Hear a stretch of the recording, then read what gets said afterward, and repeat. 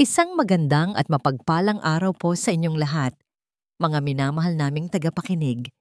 Narito na naman ang inyong lingkod, handang magbukas ng isa na namang aklat ng buhay, isang kwentong mag-iiwan ng tatak sa ating mga puso. Sabi nila, ang pag-ibig ng isang magulang ay walang hangganan. Gagawin ang lahat, ibibigay ang lahat, para sa kaligtasan ng isang anak. Ngunit paano kung ang kalaban ay isang bagay na hindi kayang bilhin ng pera o talunin ng kapangyarihan? Sa kwento natin ngayong araw, sasaksihan natin ang isang pag-ibig na susubukin ng pinakamatinding pagsubok, isang ama na hahamakin ang lahat para sa huling hibla ng pag-asa, para sa isang huling pagkakataon na masilayan ang ngiti ng kanyang nag-iisang bituin. Halina't pakinggan natin ang unang kabanata ng kwentong pinamagatang, Ang Huling Kandila. Ang bawat marahang tunog ng heart monitor sa loob ng kwarto ay tila isang walang katapusang bulong sa pandinig ni Lakandiwa. Isang bulong na nagsasabi ng katotohanang pilit niyang tinatakasan sa bawat paggising niya sa umaga. Mahina, papahina ng papahina, katulad ng hininga ng kanyang nag-iisang anak. Nakaupo siya sa gilid ng malawak na kama, sa loob ng isang silid na kayang bilhin ang lahat ng laruan sa buong mundo. Ngunit hindi kayang bilhin ang isang tunay na halakhak. Mula sa kinauupuan, tanaw niya ang payapang mukha ni Tala. Ang kanyang tala, ang kanyang bituin na unti-unti nang nawawalan ng liwanag. Ang dating mamula-mulang pisngi nito ay napalitan ng pamumutla. Ang mga braso nitong dati maliksing yumayakap sa kanya ay ngayoy may nakakabit na kung ilang tubo. Isang trilyonaryo, sila Kandiwa. Isang hari sa mundo ng korporasyon, isang utos niya lang, napapagalaw niya ang merkado, isang pirma niya lang, nababago niya ang buhay ng libu-libong tao. Ngunit sa loob ng silid na ito, isa lamang siyang ordinaryong ama, isang amang durog na durog ang puso at walang kapangyarihan. Dahan-dahan niyang iniangat ang kamay, nanginginig, na tila ba natatakot na hawakan ang balat ng anak. Hinaplos niya ang hangin, ilang pulgada lang mula sa buhok nito. Anak, gagawin ni Papa ang lahat. Lahat-lahat. Makakahanap tayo ng lunas. Pangako. Bumukas ang pinto at pumasok si Halina, ang kanyang asawa, na may dalang isang tray ng mainit na tsaa. Ang kanyang magandang mukha ay puno ng pag-aalala, isang perpektong imahe ng isang mapagmahal na ina at asawa. Lumapit ito at marahang hinaplos ang kanyang likod. Mahal, mahinang sabi nito, hindi ka pa nag-aalmusal. Kailangan mong magpalakas para kay Tala. Tumingin sila kan sa asawa at sa isang saglit, nakaramdam siya ng bahagyang kapanatagan. Si Halina ang kanyang naging kanlungan mula nang magsimula ang bangungot na ito. Siya ang nag-aayos ng lahat mula sa gamot, sa mga doktor, hanggang sa pagpapanatili ng kaayusan sa kanilang tahanan, ang Valle de Sinag. Hindi ko kaya, Halina. Hindi ko kayang kumain habang nakikita siyang ganito. Halos pabulong na sagot ni Lakan. Umupo si Halina sa tabi niya. Ang bango ng pabango nito ay tila nagbibigay ng artipisyal na kapayapaan sa mabigat na hangin. Naiintindihan kita, mahal, pero kailangan nating maging matatag, lalo na at aalis ka na naman bukas para kausapin ang mga espesyalista sa Singapore. We need more help. Kailangan natin ng isang private nurse na magbabantay sa kanya 24 oras. Tumango si Lakan. Iyon nga ang pinag-usapan nila. Isang bagay na pilit na tinututulan ni Halina noong una. Gusto ko sana, ako lang. Malungkot na sabi ni Halina na tila binabasa ang nasa isip niya. Walang ibang mag-aalaga sa anak natin kundi ako. Pero sa pag-alis mo, baka kailanganin ko ng tulong para na rin sa kapayapaan ng isip mo. Salamat, Halina. Salamat sa lahat, sabi ni Lakan habang pinipisil ang kamay ng asawa. Isang oras ang lumipas at ipinatawag na nila ang unang aplikante. Pumasok ang isang babaeng payat. Mukhang bata pa, at may bahagyang umbok sa tiyan na hindi maitago ng suot nitong bestida. Nagpakilala ito bilang si Hiraya Manalig. Ang mga mata nito ay may bakas ng pagod, ngunit mayroon ding isang uri ng katatagan na agad napansin ni Lakan. Hindi ito katulad ng ibang aplikante na tila nasisilaw sa laki ng mansyon o sa pangalan ng pamilya Diwa. Nakatuon ang mga mata nito sa kanya, puno ng profesionalismo at sinseridad. Bakit namin dapat pagkatiwalaan sa iyo ang buhay ng aming anak? Diretsong tanong ni Lakan. Ang kanyang boses ay malamig at puno ng awtoridad na sanay niyang gamitin sa boardroom. Hindi natinag si Hiraya. Tumingin ito sa kanya ng diretso. Dahil gagawin ko po ang lahat ng tama at nararapat para sa kanya, Mr. Diwa, bilang isang nurse at bilang isang tao. May kung anong tumagos sa puso ni Lakan sa simpleng sagot na yon. Hindi ito pangako ng himala. Hindi ito matatamis na salita. Isa iyong paninindigan. Sa sandaling iyon, nagdesisyon na siya. Nang ihatid ni Lakan si Hiraya sa may pinto ng silid ni Tala para ipakilala, sinalubong sila ni Halina na may isang matamis na ngiti. Ngunit nang magtama ang mga mata ni Halina at Hiraya, naramdaman ni Lakan ang isang saglit na pagbabago sa hangin. Hiraya, ito si Halina, ang aking asawa. Siya ang ina ni Tala. Pagpapakilala ni Lakan. Ikinagagalak ko po kayong makilala, ma'am. Magalang na sabi ni Hiraya. Welcome to Valle de Sinag, Hiraya. Nakangiting sabi ni Halina. Kinuha nito ang kamay ni Hiraya na tila ba matalik silang magkaibigan. Napakadali lang ng mga gagawin mo. Sinulat ko na ang lahat ng kailangan mong malaman. Ang schedule ng gamot, ang pagkain, ang oras ng pagligo. Sundin mo lang ang listahan at magiging maayos ang lahat. May diin sa huling mga salita ni Halina. Isang diin na tanging si Hiraya lang marahil ang nakaramdam.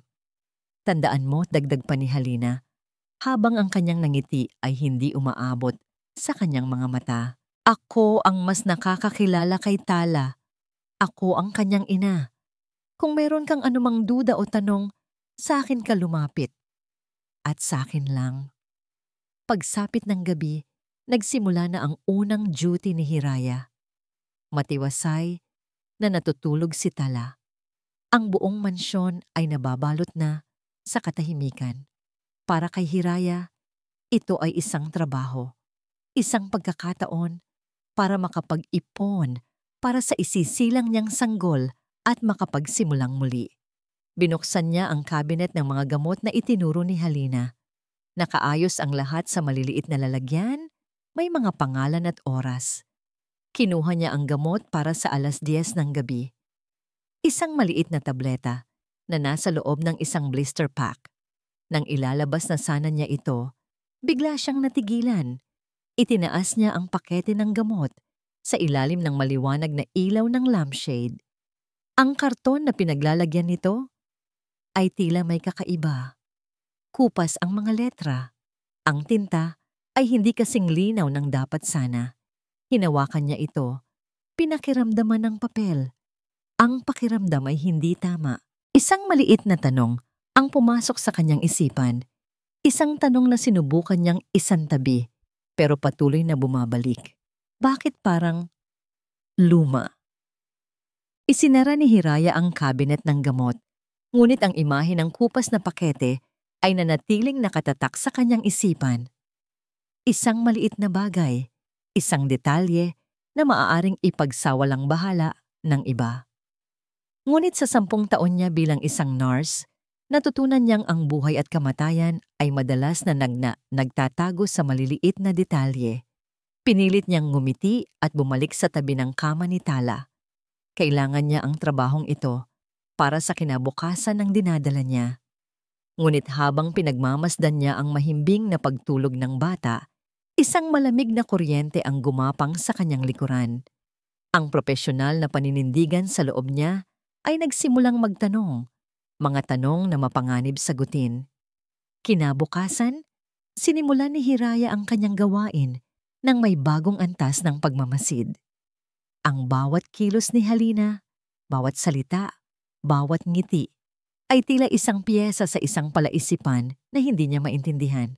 Bandang tanghali, habang pinapakain niya si Tala ng sopas, sinubukan niyang kausapin ang bata sa paraang hindi ito mabibigla.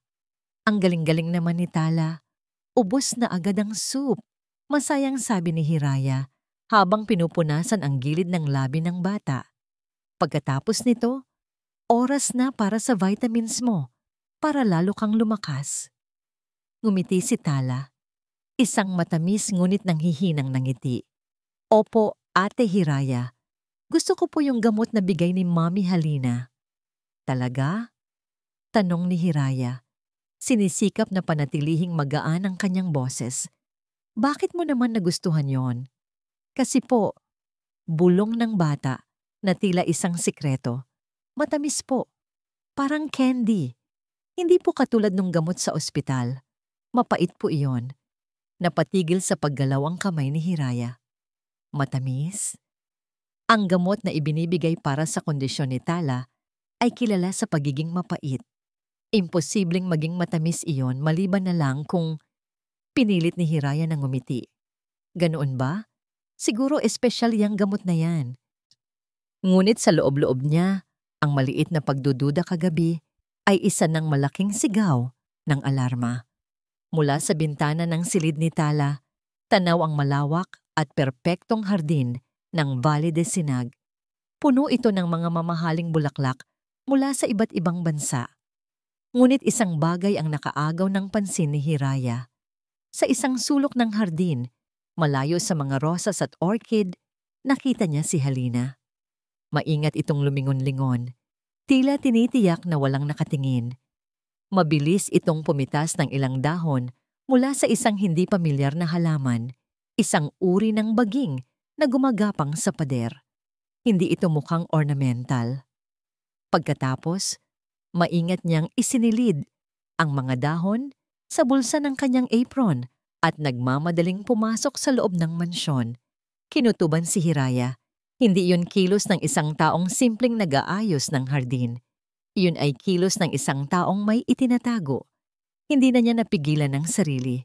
Nang makahanap siya ng tiyempo, tinawagan niya si Lakan Diwa, na nooy na sa airport na, naghihintay ng kanyang flight patungong Singapore. Mr. Diwa, pasensya na po sa abala. Panimula ni Hiraya, nanginginig bahagya ang boses.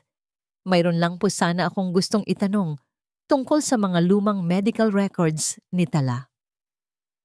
Ano iyon, Hiraya? May problema ba? Agad na tanong ni Lakan, baka sa boses ang pag-aalala. Wala naman po, sir. Naisip ko lang po na baka makatulong kung masusuri kong muli ang history ng kanyang karamdaman para mas maunawaan ko po ang pag-unlad ng kondisyon niya. Hindi na niya natapos ang sasabihin nang biglang may kumatok at pumasok sa silid ni Tala.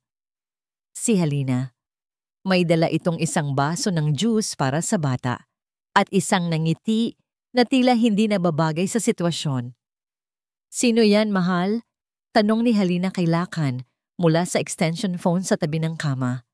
Narinig ni Hiraya ang boses nito mula sa kabilang linya. Si Hiraya, may mga tanong lang tungkol sa records ni Tala. Sagot ni Lakan. Ah, ganun ba? Malumanay na sabi ni Halina. Ngunit ang mga mata nito ay nakatitig kay Hiraya, malamig at mapanuri. Mahal, huwag mo nang isipin niyan. Nakahanda na ang lahat ng kailangan niya dito. Baka ma-stress ka lang sa biyahe mo. At isa pa, bumaling ito kay Hiraya. Baka lalong mabigla ang bata kung palagi nating binabalikan ang mga nakaraan. Ang kailangan niya ngayon ay positibong pananaw. Hindi ba, Hiraya? Para yung isang magalang na sampal, ipinamukha ni Halina sa kanya na siya ay sumusobra na at ginawa pa siyang kontrabida sa harap ni Lakan. Oo po, ma'am. Tanging naisagot ni Hiraya. Sige na, mahal. Mag-ingat ka sa biyahe. Kami na ang bahala dito. I love you. Malambing na pagtatapos ni Halina sa tawag. Pagkababa ng telepono, Alam na ni Hiraya na nag-iisa siya sa laban na ito. Kung meron man siyang gustong patunayan, kailangan niya ng ebidensyang hindi kayang baliin ng matatamis na salita ni Halina. Nang gabing iyon, habang naghahanda ulit ng gamot, gumawa siya ng isang mapanganib na desisyon. Kumuha siya ng isang tableta mula sa pakete na inihanda ni Halina. Habang tinitiyak na walang nakakakita, maingat niyang ibinalot ito sa isang maliit na piraso ng tissue at itinago sa kanyang bulsa. Kailangan kong malaman kung ano ito, sabi niya sa sarili. Malalim na ang gabi. Payapa na sana ang paligid nang makarinig si Hiraya ng isang mahinang kaluskos mula sa ibaba. Tunog ng isang bagay na dinudurog. Dahan-dahan siyang bumangon, hinaplos ang kanyang tiyan, at maingat na binuksan ang pinto ng kanyang silid. Sinundan niya ang tunog, hanggang sa marating niya ang madilim na kusina. Bahagyang bukas ang pinto, at mula sa siwang, natanaw niya ang isang eksenang nagpatindig sa lahat ng balahibo niya sa katawan. Nakatayo si Halina, nakatalikod mula sa pinto. Nasa harap nito, ang isang maliit na pandikdik na gawa sa bato. Puno ng konsentrasyon nitong dinudurog ang mga berdeng dahon, ang parehong dahon na nakita niyang pinitas nito sa hardin kanina. Nang maging pulbos na ito, maingat niya itong isinalin sa isang kumukulong takure ng tsaa. At habang ginagawa niya ito, may ibinubulong siyang isang pangalan, paulit-ulit, na tila isang sumpa. Isang pangalan na hindi malinaw sa pandinig ni Hiraya, ngunit ang tono, puno iyon ng galit at paghihiganti. Napaurong si Hiraya, napatakip sa sariling bibig para pigilan ang anumang tunog na maaaring magkanulo sa kanyang presensya. Hindi ito ordinaryong tsaa. Hindi ito ordinaryong pag-aalaga. Ito ay isang bagay na mas madilim at nakakakilabot. Pagod ang katawan at kaluluwa nila Kandiwa nang tumapak siya pabalik sa loob ng Valle de Sinag. Ang biyahe sa Singapore ay isa na namang kabiguan. Ang mga pinakamagagaling na espesyalista ay nagbigay ng parehong hatol. Isang bihirang kondisyon na walang tiyak na lunas. Isang dahan-dahang paghina ng katawan na hindi nila maipaliwanag. Bawat pag-asa na dala niya sa pag-alis ay naging abo sa kanyang pagbabalik. Ang tanging bumubuhay na lang sa kanyang loob ay ang isiping muli niyang masisilayan si Tala. Dumiretso siya sa silid ng anak. Pagbukas niya ng pinto, sumalubong sa kanya ang isang eksenang dapat sana nagbibigay kapayapaan, ngunit sa halip ay nagdulot ng kakaibang bigat. Nakaupo si Hiraya sa isang silya sa tabi ng kama, marahang binabasahan ng kwento si Tala. Si Halina naman ay nakatayo malapit sa bintana, inaayos ang mga bulaklak sa florera, ngunit ang kanyang mga balikat ay tila tensyonado. May isang hindi nakikitang pader sa pagitan ng dalawang babae, isang katahimikan na mas maingay pa sa anumang sigaw. "Papa!" Ang mahinang tawag ni Tala, ang bumasag sa lahat. Agad na napawi ang lahat ng pagod sa katawan ni Lakan. Lumapit siya at marahang niyakap ang munting katawan ng kanyang anak. Ang init nito ay tila isang sinulid na lang na nagdudugtong sa kanya sa katinuan. "I'm here, my star. Papa's here." Bulong niya habang hinahagkan ng noo nito.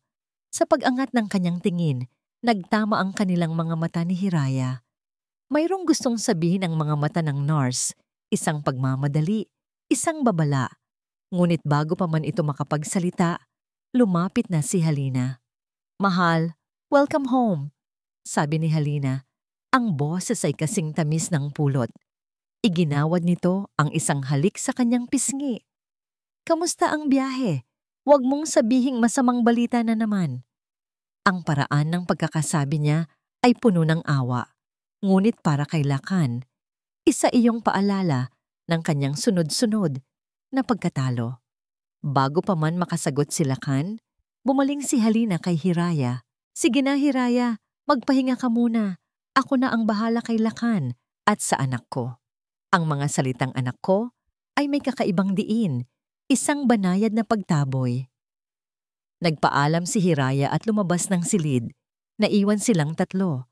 Nang gabi ring iyon, Habang mahimbing nang natutulog si Tala, doon sinimulan ni Halina ang kanyang laro. Nakaupo sila sa veranda at si Lakan ay tulala habang nakatingin sa kadiliman. Mahal, may problema ba? Malambing na tanong ni Halina habang hinahaplos ang kanyang braso. Alam kong pagod ka, pero may napapansin ka bang kakaiba? Tumingin si Lakan sa kanya. Anong ibig mong sabihin? Nagbuntong hininga si Halina, isang perpektong pag-arte ng isang nag-aalalang ina. Si Hiraya. Mabait naman siya, pero para kasing masyado siyang maraming tanong. Minsan, nahuhuli ko siyang nakatitig sa akin na tila ba may ginagawa akong masama. Baka epekto lang ng pagbubuntis niya. Alam mo na, nagiging paranoid ang iba. Ayoko lang na madamay si Tala sa stress niya. Iyon na iyon. Ang pagdududa na ipinunla ni Halina bago siya umalis ay diniligan nito ngayon. Gustong maniwala ni Lakan. Mas madaling maniwala na paranoid lang ang isang bagong empleyado kaysa isiping may mali sa pundasyon ng kanyang tiwala. Ngunit bago pa siya tuluyang kumampi kay Halina, nagkaroon ng pagkakataon si Hiraya. Nakasalubong niya ito sa pasilyo habang papunta siya sa kanyang study. Mr. Diwa, sandali lang po. Magalang ngunit apurahang sabi ni Hiraya. Tumingin ito sa paligid, tinitiyak na wala si Halina. Sir, ayoko po sanang manghimasok, pero bilang nurse ni Tala, tungkulin ko pong sabihin sa inyo. Sabihin ang ano? Naiinip na tanong ni Lakan. May pinapainom po si Ma'am Halina na isang uri ng herbal tea kay Tala gabi-gabi. Sir, hindi po yun kasama sa reseta ng doktor. Ang paghahalo po ng gamot at ng mga hindi beripikadong halamang gamot ay maaaring magdulot ng masamang epekto. Natigilan si Lakan. Ito na ba yon? Ang kakaibang kilos na sinasabi ni Halina? Puno ng pagkalito, pinuntahan niya si Halina sa kusina. Naabutan niya itong naghahanda ng isang tasa ng tsaa. Ang parehong tsaa na tinutukoy ni Hiraya. Halina, anong tsaa ito? Tanong niya. Sinisikap na itago ang hinala sa kanyang boses. Ngumiti si Halina, isang nangiting puno ng inosensya. Ito lang ang pampatulog niya. Isang family recipe, chamomile at lavender lang ito. Mahal, para makatulog siya ng mahimbing. Kinuha ni Halina ang isang maliit at magandang libro mula sa estante. Tingnan mo, sabi nito, habang binubuklat sa isang pahinang may larawan ng bulaklak ng chamomile. Wala itong masamang epekto. Sa katunayan, nakakatulong pa nga ito para kumalma siya. Kawawa naman ang bata, Hiraya. Masyado siyang nag-aalala sa mga bagay na hindi niya nauunawaan. Isang sampal ng kahihiyan ang naramdaman ni Lakan.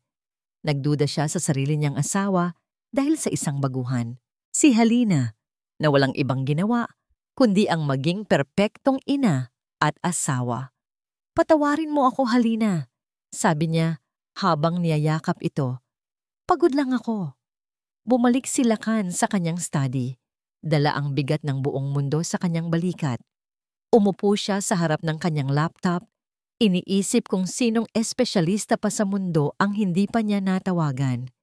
Isinantabi na niya ang babala ni Hiraya. Isinantabi na niya ang sarili niyang pagdududa. Hanggang sa isang tunog, mula sa kanyang laptop ang muling gumising sa lahat ng iyon. Isang notifikasyon, isang bagong email mula sa isang hindi kilalang sender. Ang subject, para sa iyong bituin. Binuksan niya ito. Walang katawan ng email, isang linya lamang ng mga salita na nakasulat sa itim. Mga salitang tila humihiwa sa katahimikan ng gabi at dumiretso sa kaibuturan ng kanyang kaluluwa. Ang lason ay hindi laging mapait. Ang mga salitang ang lason ay hindi laging mapait ay hindi para kay Hiraya.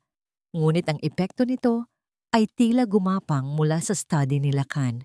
Dumaan sa ilalim ng mga siwang ng pinto at naging isang malamig na kamay na yumakap sa buong mansyon. Hindi alam ni Hiraya ang tungkol sa email, Ngunit nararamdaman niya ang resulta nito.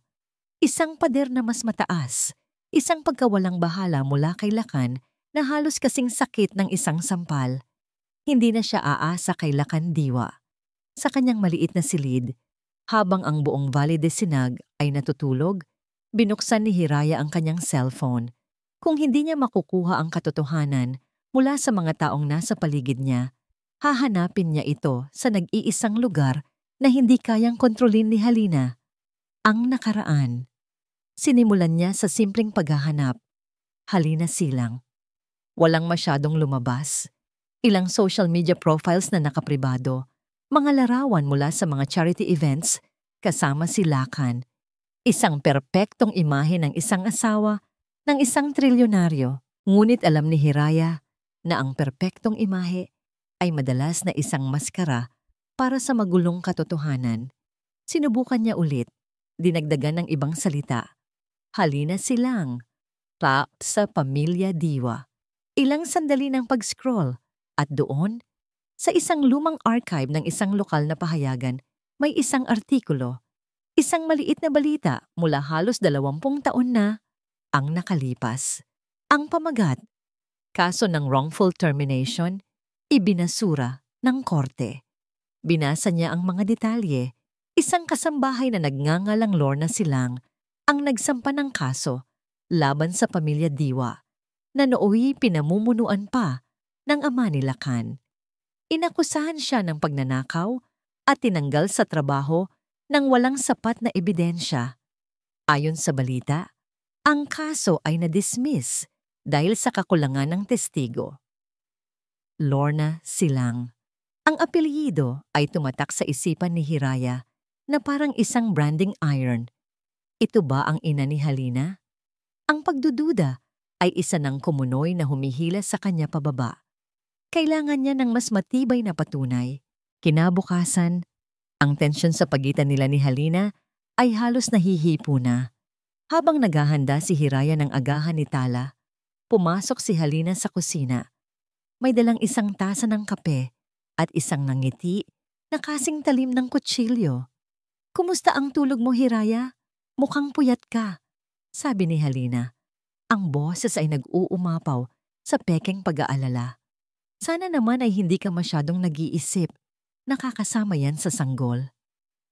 "Maayos lang po ako, ma'am," sagot ni Hiraya, hindi nagpapahalata. "Mabuti naman kung ganoon," sabi ni Halina, habang dahan-dahang humihigop sa kanyang kape. Tumingin ito sa kanya, ang mga mata ay nangungusap ng ibang bagay. "Alam mo, nagbabasa ako kagabi tungkol sa mga ospital at nagulat ako. Pamilyar ang pangalan ng dati mong pinagtatrabahuhan, St. Dymphna's Medical Center, di ba?" Napatigil sa paghiwa ng mansanas si Hiraya. Ang kanyang dugo ay tila naging yelo. "Sayang at nagkaroon ng issue doon noon," patuloy ni Halina. Bawat salita ay mabagal at may diin. Isang maling akala na nauwi sa isang trahedya. Nakakalungkot na may mga taong nadadamay kahit wala namang kasalanan. At mas nakakalungkot na minsan, ang anino ng nakaraan. Sumusunod kahit saan ka magpunta. Iyon na, isang deklarasyon ng giyera. Hindi na ito isang simpleng hinala.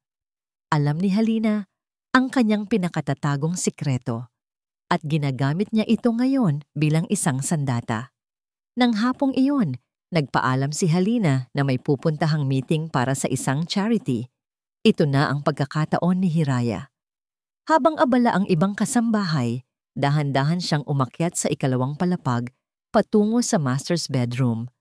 Ang bawat yabag niya ay mabigat. Ang bawat tibok ng kanyang puso ay isang malakas na dagundong sa kanyang dibdib. Pinihit niya ang seradura ng silid ni Halina. Bukas, pumasok siya sa loob. Ang silid ay malinis, organisado, at walang bakas ng kahit anong gulo. Isang perpektong silid para sa isang perpektong asawa. Ngunit alam ni Hiraya na sa mga perpektong lugar, madalas nagtatago ang pinakamadidilim na sikreto. Binuksan niya ang mga drawer, walang kakaiba. Mga damit, alahas. Tumingin siya sa ilalim ng kama, sa likod ng mga kurtina. Wala. Hanggang sa napadpad ang tingin niya sa isang malaking aparador. Sa pinakalikod na bahagi nito, sa ilalim ng tumpok ng mga mamahaling kumot, may isang kahon. At sa loob ng kahon, may isang maliit na itim na leather-bound journal, nakalock. Bigong ibinalik ni Hiraya ang lahat sa ayos. Ngunit bago siya lumabas, kinuha niya ang journal. Dadalhin niya ito sa kanyang silid. Hahanap siya ng paraan. Habang naglalakad siya pabalik sa kanyang kwarto, nag-vibrate ang kanyang cellphone. Isang hindi rehistradong numero. Nag-atubili siyang sagutin, ngunit may nag-udyok sa kanya. Hello? Hiraya? Ang boses mula sa kabilang linya ay parang isang multo mula sa nakaraang pilit na niyang ibinabaon sa limot. Nanlamig ang kanyang dugo. Humigpit ang pagkakahawak niya sa journal na tila doon humuhugot niyang lakas. Si Marco, ang kanyang dating nobyo, ang dahilan kung bakit siya tumakas at nagtago. Anong kailangan mo? Malamig at nanginginig niyang tanong habang marahang isinasara ang pinto ng kanyang silid. Isang mapaklang tawa ang kanyang narinig. Wow! Walang kumusta? Matapos ang lahat, pero huwag kang mag-alala. Hindi kita tatawagan kung hindi importante. O baka naman, importante para sa'yo. Diretsuhin mo ako, Marco. May naghahanap sa'yo, Hiraya. Sabi nito, at biglang nag-iba ang tono. Naging seryoso. Isang babae. Sosyal. Mukhang mayaman. Pumunta sa dati kong opisina. Nagtatanong tungkol sa'yo. Tungkol sa nangyari sa St. Dymphnas. Napahawak si Hiraya sa kanyang tiyan. Ang hangin sa silid ay tila biglang naubos. Si Halina, walang duda. Gumagalaw na ito. Hindi na lang ito isang laban sa loob ng mansyon. Dinadala na ni Halina ang giyera sa labas. Hinuhukay ang mga anino ng kanyang kahapon para gamitin laban sa kanya. Anong sinabi mo sa kanya? Tanong ni Hiraya, halos pabulong. Ang totoo, syempre, sarkastikong sagot ni Marco. Pero nag-alok siya ng pera para sa buong kwento. Mukhang desperado siyang malaman lahat ng baho mo. Kaya tinawagan kita.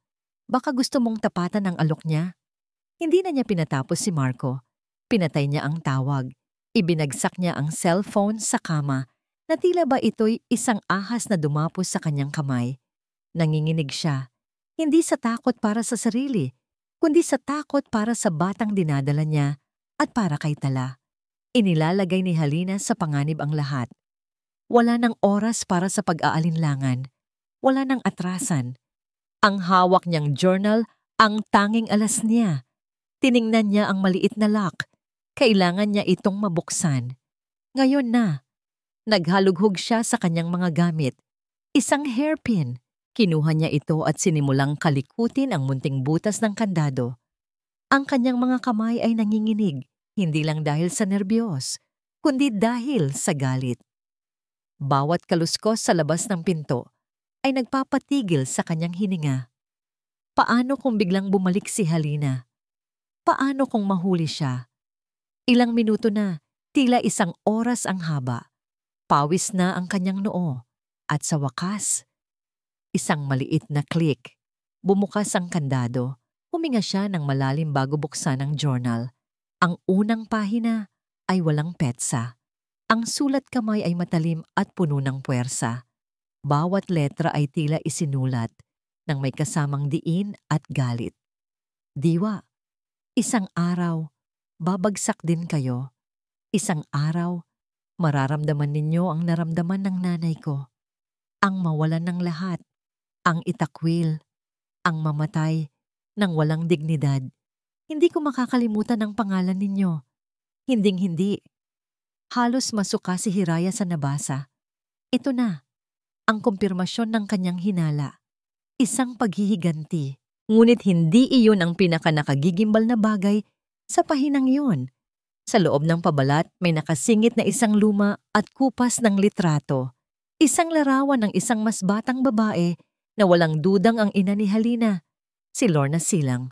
Ngunit ang lalaking katabi nito sa litrato, ang lalaking nakaakbay dito na tila ba pag-aari niya ang buong mundo, ay walang iba kundi ang yumaong ama nila Kandiwa. Ang litratong hawak ni Hiraya sa kanyang silid ay isang sikretong hindi pa nalalaman ni Lakan Diwa. Ngunit ang lason nito ay matagal nang gumagapang sa sistema ng kanyang pamilya. Para kay Lakan, ang giyera ay hindi pahayagan. Ito ay isang digmaang nagaganap sa loob ng kanyang sariling isipan, isang labanan sa pagitan ng dalawang nag-uumpugang katotohanan. Mula nang matanggap niya ang email, ang mga salitang "ang lason" ay hindi laging mapait, ay naging isang tinik na bumaon sa kanyang utak. Sinubukan niyang isipin na ito'y gawa lang ng isang kaaway sa negosyo, isang taong gustong sirain ang kanyang pamilya. Ngunit sa tuwing titingnan niya si Tala, na tila mas lalong nanghihina sa bawat araw na lumilipas, ang tinik ay sumasaling, pamalim. Hindi niya maiwasang alalahanin ang araw na dumating si Halina sa kanilang buhay.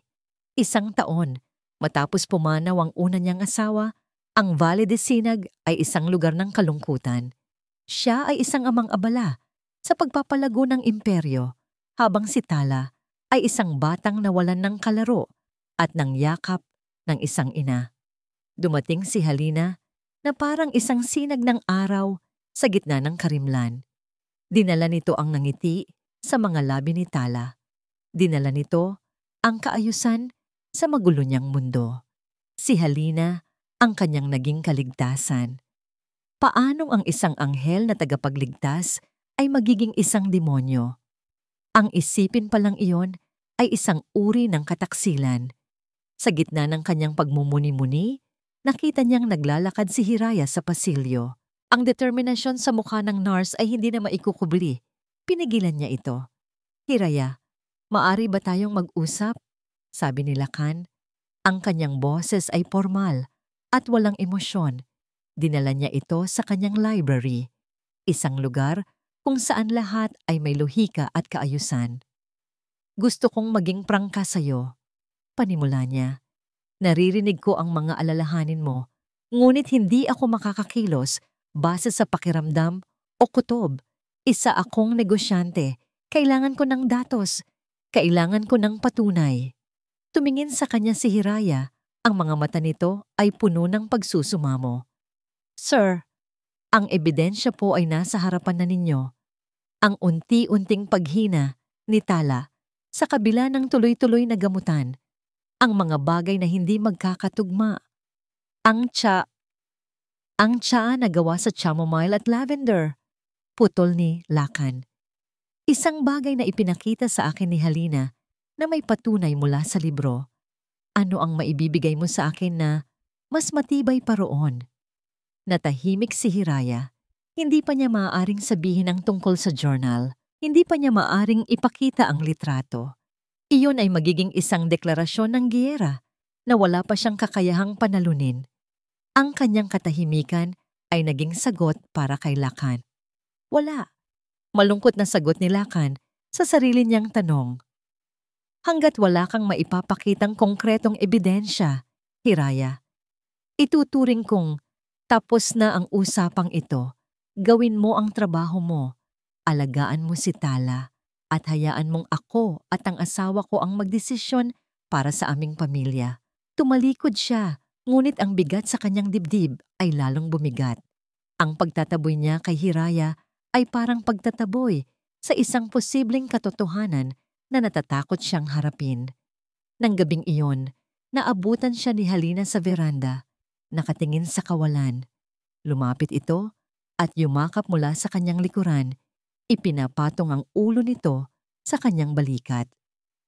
"Nahihirapan ka na naman, mahal," bulong nito. "Nakikita ko sa mga mata mo. Dahil ba ito sa mga pinagsasabi ni Hiraya?" Hindi sumagot si Lakan. Nagbuntong hininga si Halina. "Lakan, kung nagdududa ka sa akin, sabihin mo lang. Tatanggapin ko. Alam kong mahirap pagkatiwalaan ang tulad ko, isang hindi mo kadugo. Pero sana maniwala ka," sabi nito. Habang marahang humaharap sa kanya, ang mga mata ay nagsisimula ng mamasa-masa. "Pinapatawad kita kung nagdududa ka. Dahil ang pagmamahal ko para sa'yo at para kay Tala ay mas malaki kaysa sa anumang sakit na maidudulot ng hinala mo. Ang mga salitang yon, ang mga luhang yon, ang perpektong pagganap na yon, iyon ang tumunaw sa natitirang depensa ni Lacan. Niyakap niya ang asawa, niyakap niya ang kasinungalingan dahil iyon ang mas madaling paniwalaan. Niyakap niya ang kapayapaan na hatid nito kahit na ito'y huwad. Patawarin mo ako, tanging naibulong niya. Ngunit ng gabing iyon, habang si Halina ay mahimbing nang natutulog sa tabi niya, ang tinik sa kanyang isipan ay muling kumirot. Hindi siya mapakali. Tahimik siyang bumangon mula sa kama. Dahan-dahan siyang naglakad pababa patungo sa kusina na tila isang magnanakaw sa sarili niyang pamamahay. Binuksan niya ang cabinet kung saan nakalagay ang mga halamang gamot ni Halina. Kinuha niya ang garapon na may lamang mga tuyong dahon na ginagamit nito para sa tiyaan ni Tala. Nang walang ingay, kumuha siya ng kaunting sample, maingat na isinilid sa isang maliit na plastik na supot at itinago sa kanyang bulsa. Kinuha niya ang kanyang telepono at nag-dial ng isang numero, ang numero ng isang pribadong laboratorio na pinagkakatiwalaan niya sa kanyang mga negosyo. Kailangan kong ipasuri ang isang bagay, sabi niya sa kausap sa kabilang linya. Isang sample ng halaman. Kailangan kong malaman ang resulta sa lalong madaling panahon. It's urgent. Kinabukasan ipinadala niya ang sample sa pamamagitan ng isang pinagkakatiwalaang mensahero. Lumipas ang araw na puno ng pagkukunwari. Ngumingiti siya kay Halina. Tumango siya kay Hiraya. Ngunit sa loob-loob niya, hinihintay niya ang isang tawag na babago sa lahat. At pagsapit ng hapon, habang siya'y nasa gitna ng isang video conference, tumunog ang kanyang pribadong linya. Nakikita niya ang pangalan ng laboratorio sa screen. Agad niyang tinapos ang meeting. Yes? Sagot niya. Ang puso niya'y kumakabog. Ang boses sa kabilang linya ay seryoso at profesional. Mr. Diwa, mayroon na po kaming preliminary findings sa pinadala ninyong sample. And, nag-atubili ang lalaki sa kabilang linya. Sir, hindi po ito ordinaryong herbal tea. Hindi po ito chamomile o lavender. Napahigpit ang hawak ni Lacan sa telepono. Anong ibig mong sabihin? Sir, we found traces of a plant-based alkaloid, isang uri ng lason sa halaman, na kapag ibinigay sa maliliit at tuloy-tuloy na dosage, nagdudulot ng chronic neurotoxicity, mga sintomas na katulad ng dahan-dahang paghina ng katawan at pagkabigo ng mga laman loob. Nabitiwan ni Lacan ang telepono. Nahulog ito sa mamahaling Persian carpet nang walang tunog. Ngunit sa kanyang pandinig, ang katahimikan ay nakabibingi. Ang hangin ay nawala. Ang mundo ay huminto. Ang lason ay hindi laging mapait. Minsan, ito'y may mukha ng isang anghel. Ang bigat ng journal ni Halina at ng litratong nakasiksik dito ay tila mas mabigat pa kaysa sa buong mansyon. Para kay Hiraya, hindi na ito isang simpleng trabaho o isang pagdududa. Ito ay isang misyon. Ang bawat paghinga ni Tala ay isang paalala na nauubusan na siya ng oras. Ang bawat ngiti ni Halina ay isang insulto sa katotohanang siya lang ang nakakaalam. Alam niyang walang maniniwala sa kanya kung salita lang ang kanyang dala. Ang journal ay salita ng isang taong maaaring sabihing nawala sa sarili. Ang litrato ay isang anino ng nakaraan na maaaring bigyan ng ibang kahulugan. Kailangan niya ng isang bagay na hindi matatawaran, isang bagay na hindi kayang ipaliwanag o itanggi. Isang katotohanang nakunan sa akto. Doon pumasok sa isip niya ang isang desperadong plano. Isang plano na maaaring maging katapusan ng kanyang trabaho o ng kanyang buhay. Kinabukasan, habang nasa lingguhang grocery trip si Halina, isinagawa ni Hiraya ang kanyang plano. Gamit ang maliit na halagang naipon niya, nakabili siya online ng isang bagay na maliit ngunit makapangyarihan, isang micro camera. Nakatago sa loob ng isang digital na orasan, isang bagay na karaniwan at hindi mapapansin sa isang silid na puno ng mga gamit. Nanginginig ang mga kamay niya habang inaayos ito sa ibabaw ng bedside table ni Tala. Ang kanyang pulso ay bumibilis sa bawat segundo. Bawat anino sa labas ng bintana, bawat kaluskos sa pasilyo ay nagpapatigil sa kanyang hininga. Inilagay niya ang orasan sa isang anggulo kung saan kitang-kita ang kama, ang mesang patungan ng gamot at ang sino mang lalapit sa bata. Panginoon, gabayan ninyo po ako. Bulong niya sa sarili bago dali-daling bumalik sa kanyang mga gawain. Pagbalik ni Halina, wala itong ipinagbago. Siya pa rin ang maasikasong ina, ang mapagmahal na asawa. Pumasok ito sa silid ni Tala. May dalang isang bagong stuffed toy. Kinantahan niya ang bata ng isang uyayi, isang malambing at pamilyar na himig na sumasabay sa dahan-dahang pagpatak ng lason sa sistema ng bata. "Sleep now, my sweet Tala," malambing na sabi ni Halina habang hinahaplos ang buhok ng bata. "Mommy's here. Mommy will take care of everything." Pinanood ni Hiraya ang eksena mula sa may pintuan. Nasusuka siya. Ang eksena ay perpekto, isang larawan ng pagmamahal ng isang ina. Ngunit nakikita na ni Hiraya ang mga bitak. Nakikita niya ang halimaw na nagkukubli sa likod ng maskara. Kinagabihan, hindi mapakali si Hiraya sa kanyang silid. Hinintay niyang tumahimik ang buong bahay. Hinintay niyang marinig ang hudyat na natutulog na ang lahat. Pagkatapos, nanginginig niyang kinuha ang kanyang cellphone at ikinonekta ito sa live feed ng kamera. Pinanood niya ang madilim na imahe ng silid. Ilang oras ng katahimikan, ilang oras ng mabagal na paghinga ni Tala. Nag-fast forward siya sa mga recording. At doon, bandang 2:00 ng madaling araw, nakita niya. Bumukas ang pinto ng silid ni Tala. Pumasok si Halina, walang ingay, na parang isang anino. Lumingon ito sa paligid, tinitiyak na walang nakakakita. Ang maamong mukha nito ay nawala, napalitan ng isang malamig at walang emosyong ekspresyon.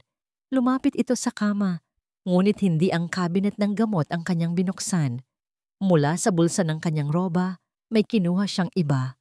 Isang maliit at madilim na bote na walang etiketa. Ang puso ni Hiraya ay tila huminto sa pagtibok.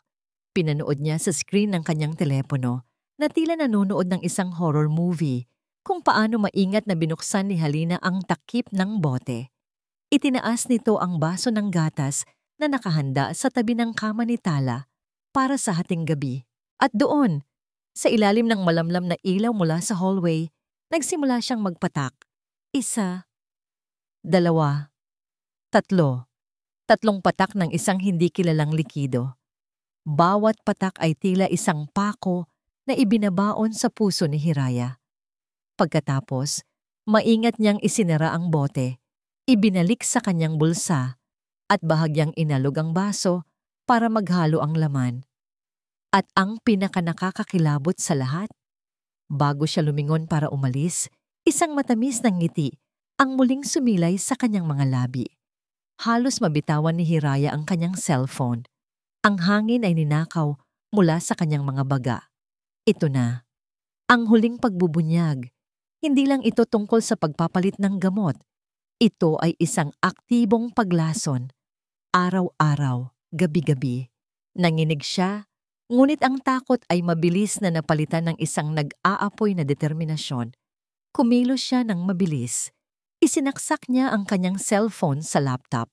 Sa loob ng ilang minuto, na tila isang kawalang hanggan, kinopya niya ang video file sa isang maliit na USB flash drive. Ito na ang kanyang sandata. Ito na ang katotohanang hindi kayang itanggi ni numan. Mahigpit niyang hinawakan ang USB. Sa isang saglit, nakaramdam siya ng pag-asa, ng tagumpay. Kailangan niya itong maibigay kay Lakan. Kailangan niyang makaalis sa lugar na ito. Kailangan niyang iligtas si Tala. Tumayo siya, handa nang harapin ang anumang panganib.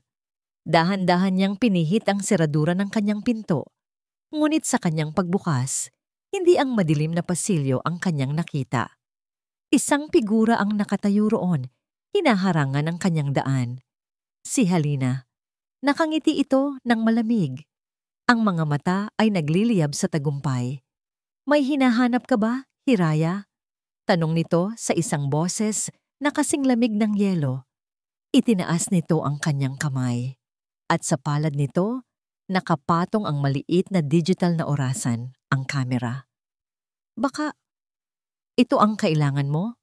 Ang bawat kilometro na tinatahak ng sasakyan ni Lakan pauwi ay tila 1,000,000 ng karayom na tumutusok sa kanyang bawat himaymay. Ang boses ng technician mula sa laboratorio ay umuulit-ulit sa kanyang isipan na parang isang sirang plaka, isang uri ng lason. Nagdudulot ng chronic neurotoxicity, pagkabigo ng mga laman loob. Ang manibela ay halos mayupi sa higpit ng kanyang pagkakahawak. Ang mga ilaw sa kalsada ay nagiging mahahabang guhit ng liwanag sa bilis ng kanyang pagpapatakbo. Bawat busina, bawat preno ay isang hadlang sa kanyang pag-uwi sa katotohanan, isang katotohanang napakasuklam, napakabigat, na halos hindi niya kayang isipin. Paulit-ulit niyang tinatawagan ang numero ni Hiraya. Bawat ring ay isang patak ng asido sa kanyang sikmura, walang sumasagot. Tinawagan niya ang landline ng mansyon, wala ring sumasagot. Isang masamang kutob ang nagsimulang kumain sa kanyang katinuan. Ang takot ay hindi na lang para sa kalusugan ni Tala. Ito'y takot sa isang bagay na mas malala pa. Nang sa wakas ay marating niya ang malaking gate ng Valle de Sinag, halos isalpok na niya ang sasakyan para lang bumukas ito. Hindi pa man tuluyang humihinto ang sasakyan sa harap ng entrada, tumalon na siya palabas. Ang sumalubong sa kanya ay hindi katahimikan. Isang nakakabinging sigaw ang bumasag sa gabi. Sigaw ng kanyang asawa. Lakan! Tulong! Isang sigaw na puno ng purong sindak.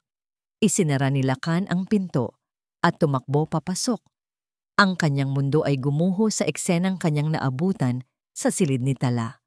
Ang kanyang anak ay nakahiga sa kama, hirap na hirap sa paghinga. Ang munting dibdib ay mabilis na umaangat baba na tila may nakadagan ditong 1 toneladang bigat. Nakaluhod sa sahig si Halina. Umiiyak ng walang tigil. Ang buhok ay gulo-gulo. At sa tabi nito, nakatayo si Hiraya. Ang mukha ay putlang-putla, tila isang estatwang binuhusan ng takot. Ngunit ang nakapagpatigil sa pagtibok ng puso ni Lakan ay ang bagay na hawak-hawak ni Halina. Isang hiringgilya, walang laman. Lakan! Naabutan ko siya! Humahagulgol na sigaw ni Halina habang itinuturo ang nanginginig na si Hiraya. Sinusubukan niyang may iturok kay Tala. Hindi ko alam kung ano. Nakita niya ako kaya naitapon niya. Lakan, ang anak natin. Ang lahat ng tunog ay nawala. Ang tanging naririnig na lang ni Lakan ay ang dagundong ng sarili niyang dugo at ang hirap na paghinga ng kanyang anak. Tumingin siya kay Hiraya, naghahanap ng paliwanag.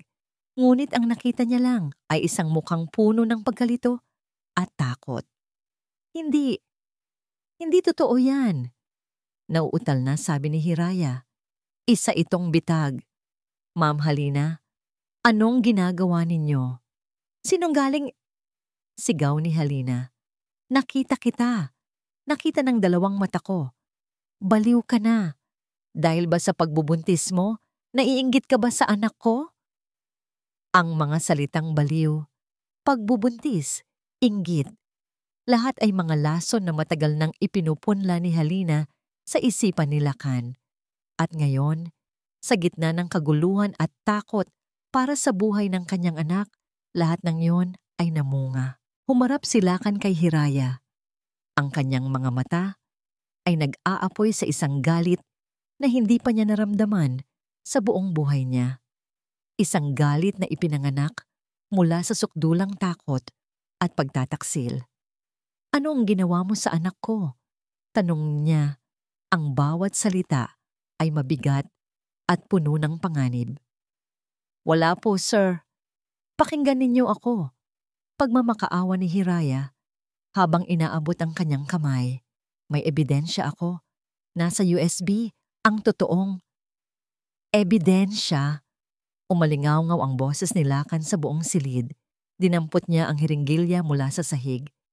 Ito ang ebidensya, ang anak kong hindi makahinga, at ang mga fingerprint mo na nasa buong hiringgilyang ito. Sa isang saglit, naalala ni Hiraya, mas maaga ng araw na yon, aksidenteng nabitawan ni Halina ang isang tray ng mga gamit medikal, kabilang ang hiringgilya. At si Hiraya, sa likas na odibat, ang siyang pumulot nito, isang perpektong bitag. Naintindihan na niya ang lahat. Huli na, ang isipan ni Lakan ay hindi na nagpoproseso ng lohika. Ang nakikita lang niya ay ang kanyang nag-aagaw buhay na anak. At ang babaeng sinisisi para dito. Ang resulta ng laboratorio, ang paglason sa TSA, lahat ay panandaliang nawala. Napalitan ng isang mas malinaw, mas kagyat na banta. "Security!" Sigaw niya. "Security!" 2 gwardiya ang mabilis na pumasok. "Sir Lakan, ilabas ninyo ang babaeng yan sa pamamahay ko." Utos niya habang itinuturo si Hiraya. "Huwag na huwag ninyo siyang palalapitin sa pamilya ko kahit kailan. Ngayon na." "Hindi! Mr. Diwa, pakiusap." Umiiyak na sigaw ni Hiraya habang marahas siyang hinahawakan ng mga gwardiya sa magkabilang braso. "Maniwala kayo sa akin. Yung USB, nasa bulsa ko. Panoorin ninyo ang video." Ngunit si Lakan ay hindi na nakikinig. Nakatuon na ang kanyang buong atensyon kay Tala habang tinatawagan ang ambulansya. Kinaladkad ng mga gwardiya si Hiraya palabas ng silid, pababa ng hagdanan at palabas ng malaking pinto. Bawat sigaw niya ay nawawala sa karangyaan ng mansyon. Bawat pagmamakaawa niya ay binabaliwala. Sa labas, nagsimulang pumatak ang malakas na ulan na tila nakikidalamhati sa kanyang kawalan ng pag-asa. Habang kinakaladkad siya palabas ng gate, huli siyang lumingon. Nakita niya ang silweta ni Lakan sa may bintana ni Tala. Bago ito tumalikod at isinara ang mga kortina. At sa pagsara ng mabigat na bakal na gate ng Valle de Sinag, kasabay nitong isinara ang huling pinto ng pag-asa para kay Hiraya. Nasa labas siya, mag-isa, basang-basa sa ulan, dala-dala ang katotohanang walang gustong pakinggan. Ang bitag ay nagsara, at siya ang nasa loob. Ang ulan ay walang awa. Bawat patak ay tila isang maliit na batong bumabagsak sa balat ni Hiraya. Itinapon siya sa labas ng gate na parang isang basahan, walang gamit, walang pera, walang destinasyon. Tanging ang basang-basa niyang damit, ang sanggol sa kanyang sinapupunan, at ang maliit na USB sa kanyang bulsa na naglalaman ng katotohanang walang gustong maniwala. Umupo siya sa gilid ng kalsada, sa ilalim ng isang malaking puno ng akasya. Habang ang mga mamahaling sasakyan ay dumadaan, walang pakialam sa kanyang kalagayan. Ang kanyang katawan ay nanginginig sa ginaw, ngunit mas nanginginig ang kanyang kaluluwa sa sama ng loob. Pinaghalong galit, takot, at sukdulang pagkadismaya ang gumuguhit sa kanyang puso. Umiyak siya, hindi isang tahimik na pag-iyak, kundi isang malakas na hagulgol ng isang taong naubusan na ng lahat. Isinuko na niya ang kanyang tahimik na buhay para sa batang yon. Isinugal niya ang kaligtasan ng sarili niyang anak. At sa huli, siya pa rin ang natalo. Siya ang masama. Siya ang pinalayas. Niyakap niya ang kanyang tiyan. "Patawarin mo si nanay, anak." Bulong niya sa hangin. Sinubukan ko talagang gawin ang tama." Sa gitna ng kanyang pagtangis, isang alaala ang biglang pumasok sa kanyang isipan. Isang mukha. Isang pares ng mga matang puno ng kabaitan. Si Mang Mateo, ang matandang hardinero ng Valle de Sinag. Naalala niya, ang mga sandaling nagkakasalubong sila sa hardin, ang mga simpleng ngiti nito, ang pag-alok nito sa kanya minsan ng hinog na mangga.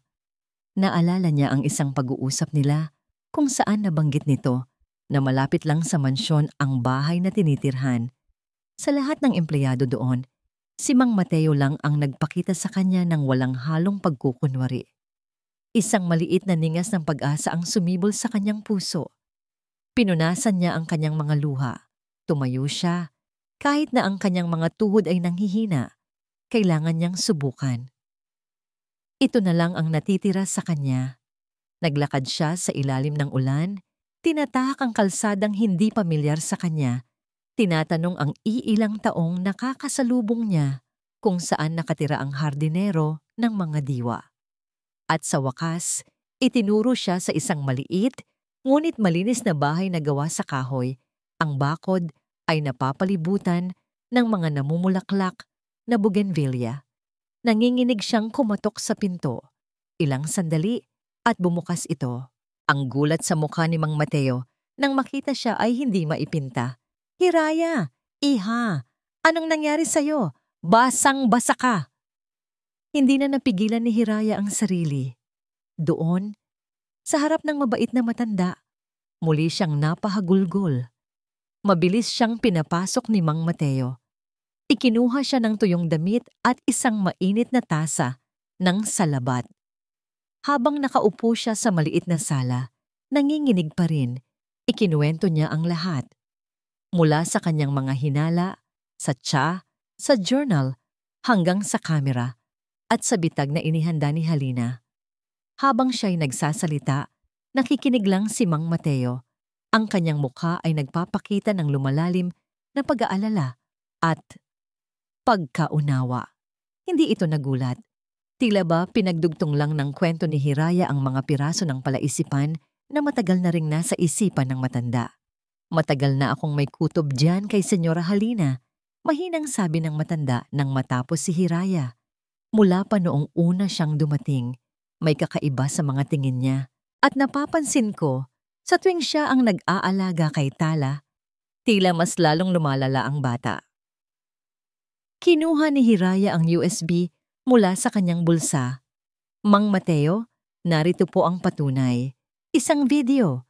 Kailangan po itong makarating kay Mr. Diwa. Siya lang po ang makakapagligtas kay Tala." Kinuha ng matanda ang USB. Tinitigan niya ito na parang isang sagradong bagay. "Pero paano, iha? Pinalayas ka na." At tiyak na babalaan niya ang lahat ng gwardiya laban sa'yo.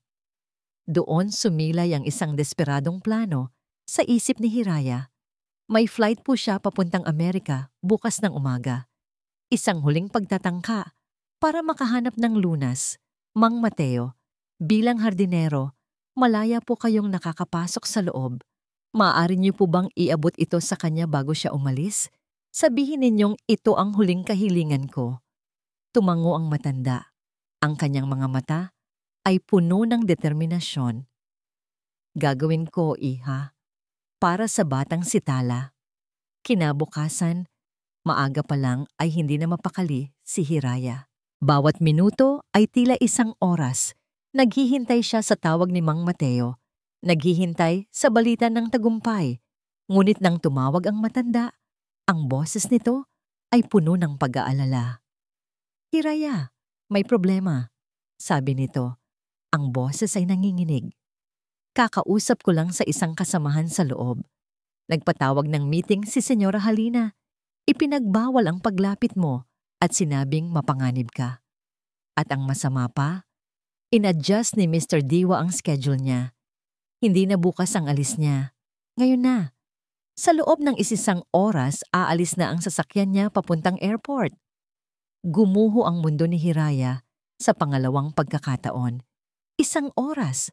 Paanong aabot si Mang Mateo? Paanong maibibigay ang USB? Wala na. Wala nang paraan. Naiiyak na sabi ni Hiraya sa telepono. "Meron pa, iha," sagot ng matanda. "Pero, mapanganib." "Kahit ano po, Mang Mateo." May isang bahagi ng pader sa likod ng hardin, malapit sa mga puno ng mangga. Mahina ang seguridad doon. Kung magagawa mong akyatin yon, marahil ay maabutan mo siya bago siya tuluyang makaalis. Isang plano na halos imposible. Isang buntis na aakyat sa isang mataas na pader. Isang paglusob sa kuta ng kaaway. Ngunit nang maisip niya ang mukha ni Tala, Ang hirap nitong paghinga. Nawala ang lahat ng takot ni Hiraya. Napalitan ito ng isang tapang na hindi niya alam na taglay niya. "Gagawin ko po," sabi niya. Ang boses ay buo at desidido. "Pupunta na po ako dyan." Ibinaba niya ang telepono. Nagbihis siya. Tumingin siya sa salamin, hindi na sa babaeng duwag at tumatakas sa nakaraan, kundi sa isang ina na handang isugal ang lahat para sa isang batang hindi niya kadugo. Ngunit minahal na niya na parang sariling anak. Ang laban ay hindi pa tapos. Ngayon pa lang ito magsisimula. Ang bawat segundo ay tila isang butil ng buhangin na dumudulas sa pagitan ng mga daliri ni Lakan. Hindi mapigilan, hindi maibabalik. Nakatayo siya sa harap ng salamin. Inaayos ang kwelyo ng kanyang polo.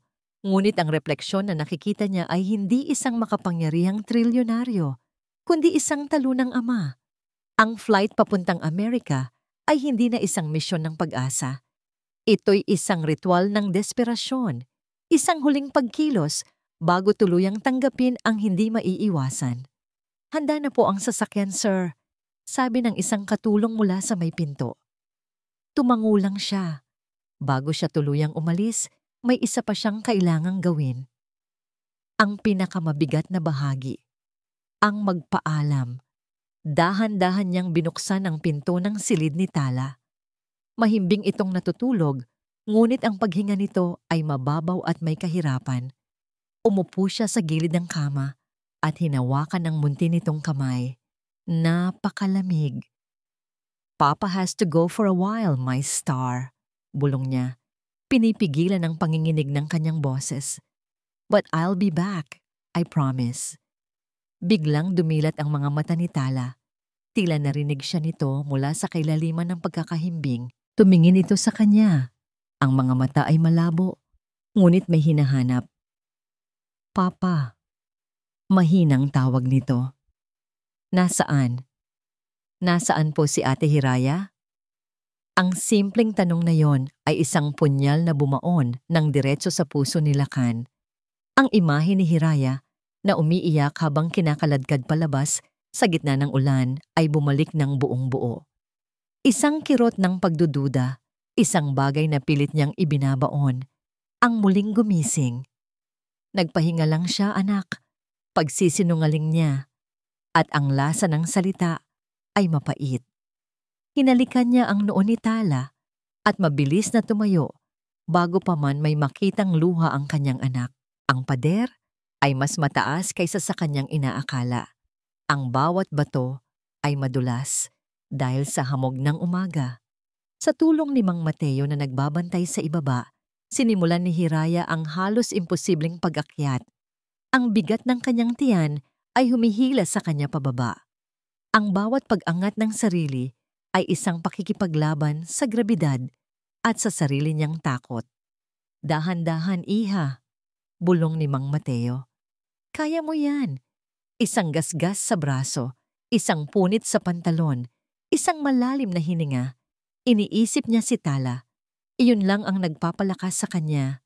Nang sa wakas ay marating niya ang tuktok, saglit siyang huminto, habol ang hininga. Mula roon, tanaw niya ang malawak na hardin at sa di kalayuan, sa harap ng mansyon, nakita niya ito. Ang itim at makintab na sasakyan ni Lakan. Bukas ang pinto sa likuran. Naghihintay. Wala ng oras.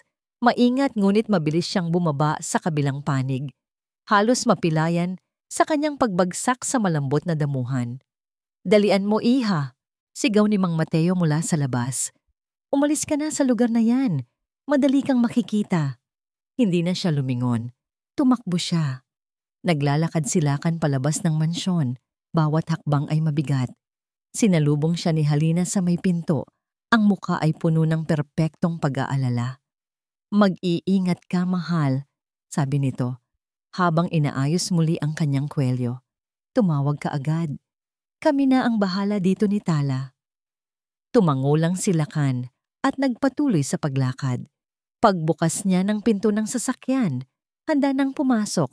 Isang bagay sa sahig, Ang nakaagaw ng kanyang pansin, isang maliit na bagay na kumikinang. Yumuko siya at pinulot ito. Isang butones. Isang simpleng puting butones na may disenyo ng isang maliit na bulaklak. Alam niya kung saan niya ito nakita. Ito ang butones mula sa uniforme ni Hiraya. Marahil ay natanggal ito noong gabing kinaladkad ito palabas. Hinawakan niya ang butones, isang maliit at walang buhay na bagay. Ngunit sa kanyang palad, tila ito'y may bigat. Isang paalala, isang tanong. Paano kung nagkamali ako? Tumakbo siya. Walang lingon-likod. Ang hangin ay humahampas sa kanyang muka. Ang putik ay tumatalsik sa kanyang mga binti. Iisa lang ang nasa isip niya. Lakan.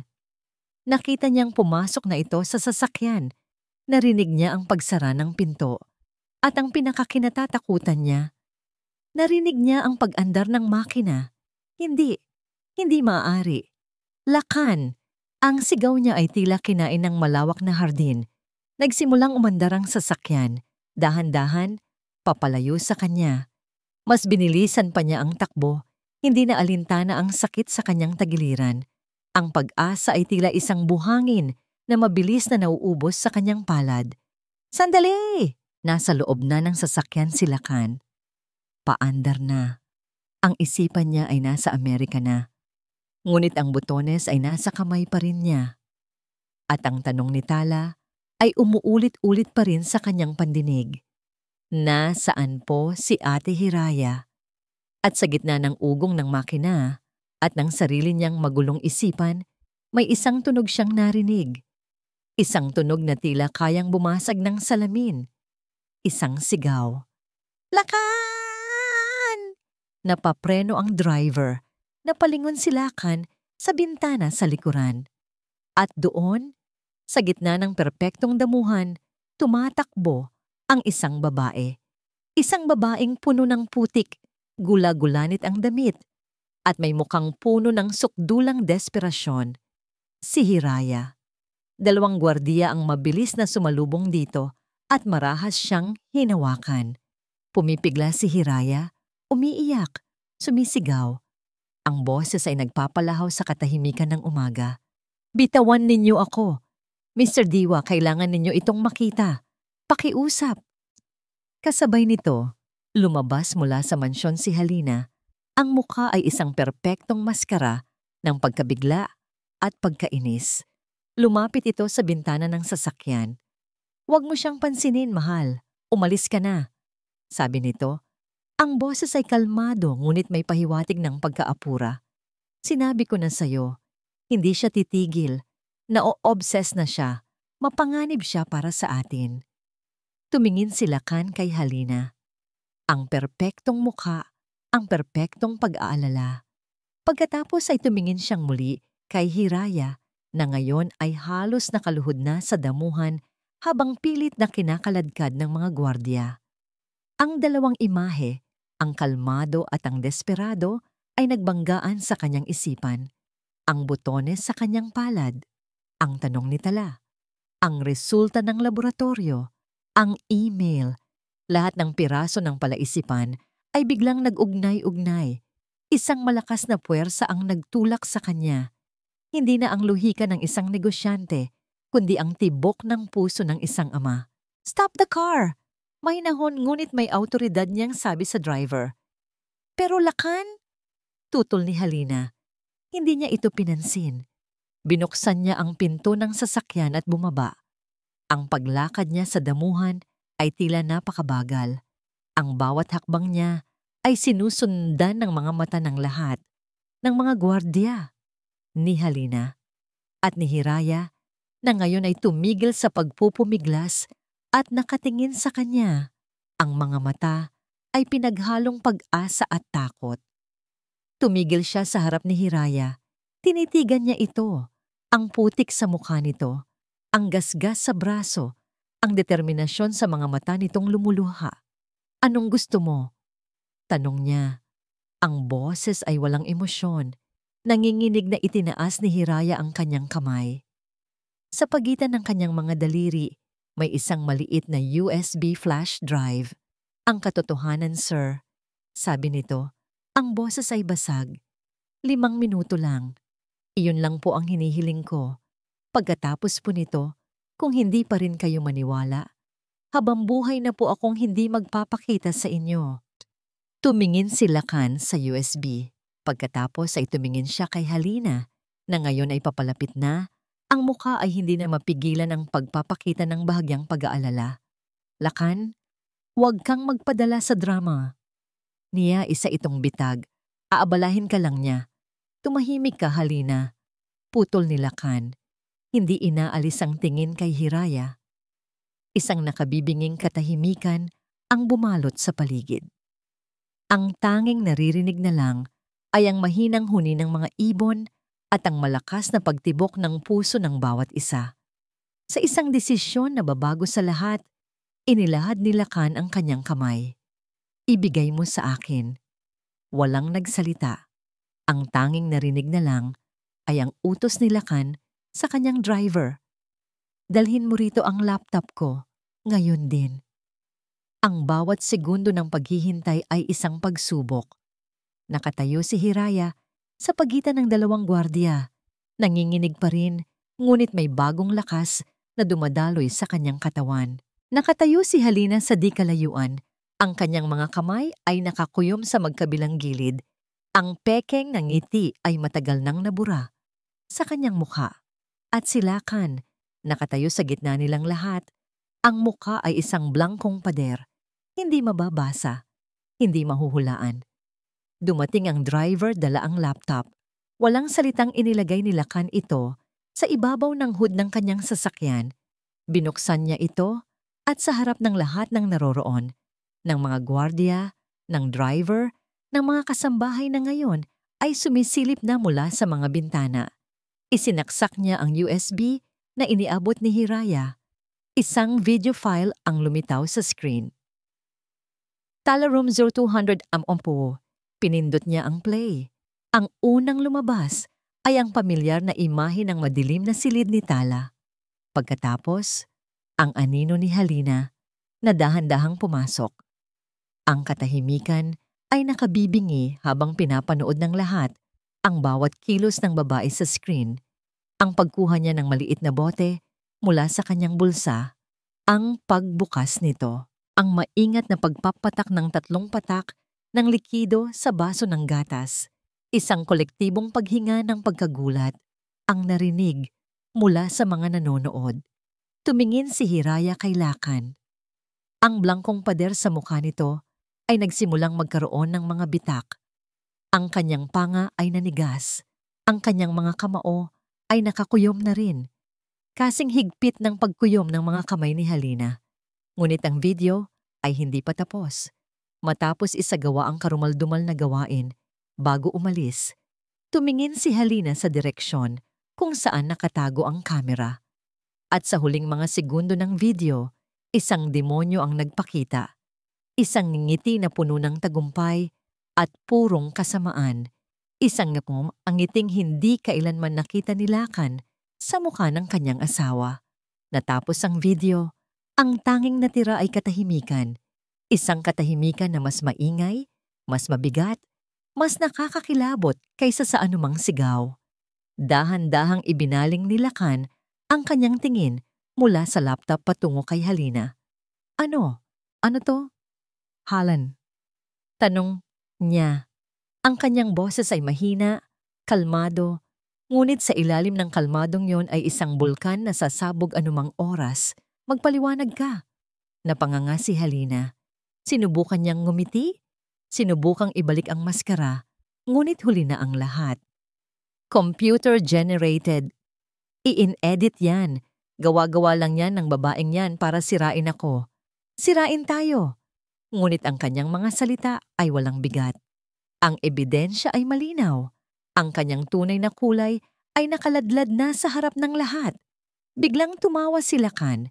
Isang tawang hindi dala ng saya.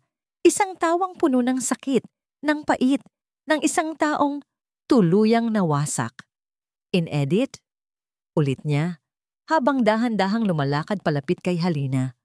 Bawat hakbang niya ay tila yumanig sa lupa. Katulad ng pag-edit mo sa gamot ni Tala? Katulad ng pag-edit mo sa tiya niya? Katulad ng pag-edit mo sa bawat araw ng buhay niya para unti-unti siyang mamatay? Sa huling salita, ang kalmadong bulkan ay sumabog. Isang sigaw na puno ng galit ng isang ama, ng sakit ng isang asawa, ng puot ng isang taong niloko, ng harapan, ang umaling-awngaw sa buong Valle de Sinag. Bakit? Doon na tuluyang bumigay si Halina. Nawala ang lahat ng pagkukunwari. Ang babaeng kaharap nila ngayon ay hindi na ang perpektong asawa. Isa na itong halimaw na puno ng galit. Tumawa rin siya, isang tawang nakakakilabot, puno ng kabaliwan. Bakit? Gusto mong malaman kung bakit, Lakandiwa?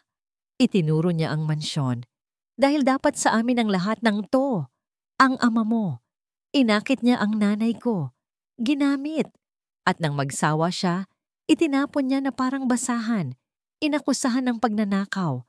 Namatay ang nanay ko sa kahihiyan at sa hirap habang ang pamilya ninyo ay nagpapakasa sa sayaman na dapat ay sa amin din.